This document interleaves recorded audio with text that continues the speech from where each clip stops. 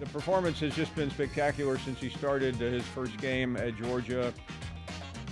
The uh, the numbers don't lie, as they say, and we are really thrilled to say hello to the All-American. Malachi, first of all, thank you. I know this is a bye week, but there's a lot of work to be done. We appreciate you making time for us. Yeah, I appreciate the opportunity. Thank you.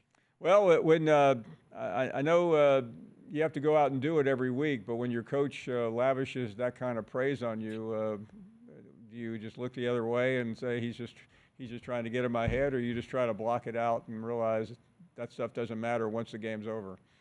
I think it's a little bit of both. I think being able to take it in and just realize that it is a compliment, but also realizing that you got to go back to work and continue to do those things that you do and you want to do it at a high level.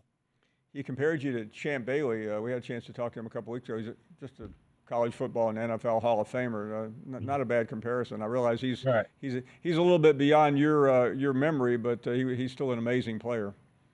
Yeah, yeah, without a doubt. I knew Champ growing up. And he's kind of been like a big uncle to me. And anytime somebody compares you to Champ Bailey, I mean it's not bad at all. So.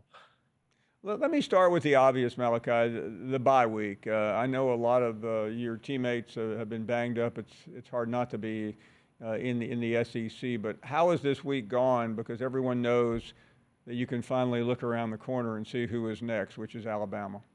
Right. I think the biggest thing is just really taking the time to improve what we need to improve on. Focus on ourselves and grow in the areas that we need to grow in. Like you said, we have Bama around the corner, but we'll get there when it gets there. Right now, we want to continue just to focus on what we have to do to get better and able to be at our best when the time comes. Let me go back because the narrative is pretty simple about what happened in Lexington. You guys got out of there with a win. I mean, the defense did not give up much. You guys, I think, haven't exactly been scored on very often this Mhm. year. What was that experience like? You've had a couple of close calls, not many, but that had to be a tight, intense situation Saturday night. Yeah, it's tough, and it's really tough to win on the road, especially in the SEC. Kentucky they have a really good team, very well coached. Just those are the type of games that you really find out about your team, and what type of team you have, offense and defense. What you can work on, what you need to improve in, your strengths and your weaknesses. And I think just kind of going through that, I think we learn more about our team than we would if the game would have been different. And I think it's only going to be beneficial moving forward. I realize these are more questions for coaches, but since you're somewhat the coach on the defensive side of the ball, is there an explanation? And I guess it's not really fair to ask you on the defensive side. You only gave up 12 points, but it it just seemed like something was off the whole night for the Dogs. Yeah, I think it's tough. Like I said earlier, it's tough to win on the road in the SEC. Especially in that environment, night game. And I think, it's early in the season, so you really got to find like your rhythm with teams, offense and defense. And I think a bunch of teams are, either have figured that out or in the process of trying to figure that out. And I think we were just in that phase. And just being able to, just kind of lean on each other, stay connected in a hostile environment. I think that helped us towards the end. But I think we gotta get off to a better start, and just be who we are from the snap. Malachi, I know the preparation will start soon, but there is no game this weekend. First of all, what do you do on a Saturday without playing a game? That's a great question. I have no idea. I've been trying to figure it out all week. I'm probably just gonna go home. Just chill with my family. Probably watch a game or two. But I most Saturdays I'm up and running, so I don't know what I'm gonna do. I'm still trying to figure it out. You mentioned your family, and I'd be remiss not bringing them up because you've talked so much about them, and so many people have pointed toward your folks, the job that they did in getting you ready against very difficult circumstances. So let's go back a little bit because I know that has shaped a lot of the work you do now with young people. When you reflect on your parents, what comes to mind? Man, I'm grateful. Very thankful. My parents have taught me things in life that I'll take with me to the day I die, and they continue to teach me things. Even where I'm at now, just having those type of support systems. Not even my parents, but my sister as well.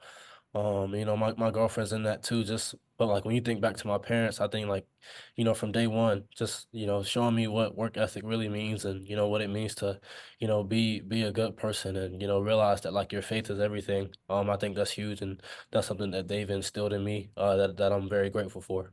And Malaki, I know you've been able to use that to what you're doing now. I mean, you're playing football, of course, but you're an unbelievable role model for many young people. Just recently got selected to the 2024 All-State Good Works team for your community service. Tell us about what you've done and what it has meant to you to try to help people that grew up in similar circumstances.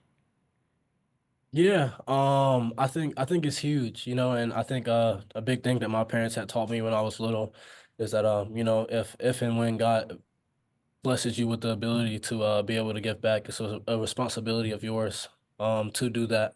Be a role model, be somebody that people can look up to. Because what God gives you, He can take it away in just a second. So I think being able just to give that back and just kind of spread His word and be me who I am, be the best version of myself, and be able to, be out in the community. Because like when I was younger, I saw people doing that, and you never know what kind of impact it can have on people, but not just as people as you as well. Like some of the work that I've done, I mean, I think it's helped me just as much as I've helped other people, and I think that's huge.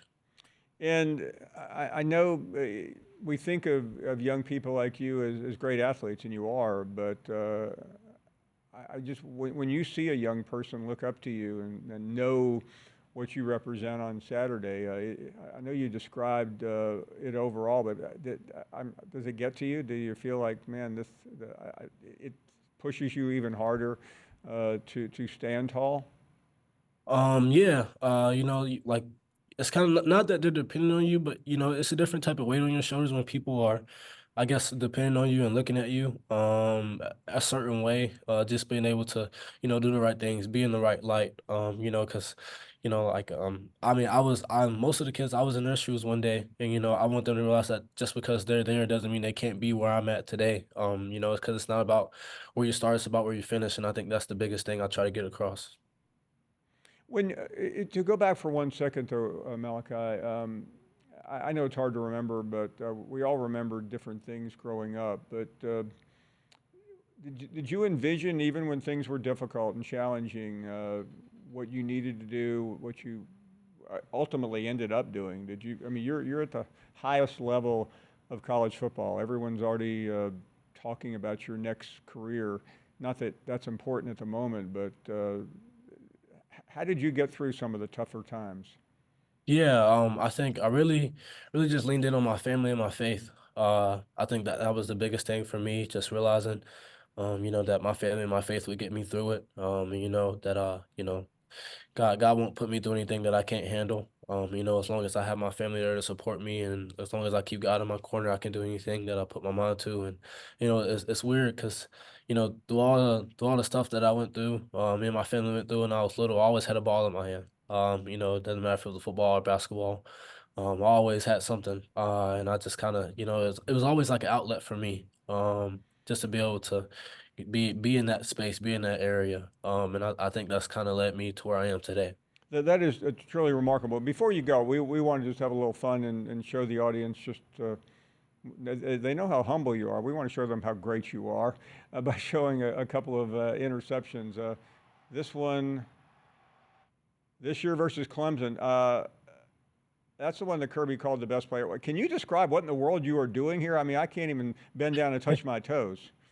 Yeah, it was it's weird in that stadium, man. The lights, if you catch the ball in the wrong light, you'll lose it. And I kind of lost it for a second. But I saw his speed change, and once I turned my head around, I lost it. Then I saw it like at the last second. Then I just kind of jumped, and I probably jumped a little bit too early, but I came down with the ball. So Yeah, the other one we showed was, I believe it was your first game where you yes, had sir. that epic. I mean, Malachi, you didn't really waste any time, did you, by letting everybody know who you were? No, no, no. Tom is crucial. So I wanted to jump right into it. Well, they look pretty identical to me. Well, we've had a great time talking to you. We'll let you get back to work. I know the game's around the corner. That will consume all of your teammates and everybody who's a dog fan. But thank you for making time and sharing your story with us.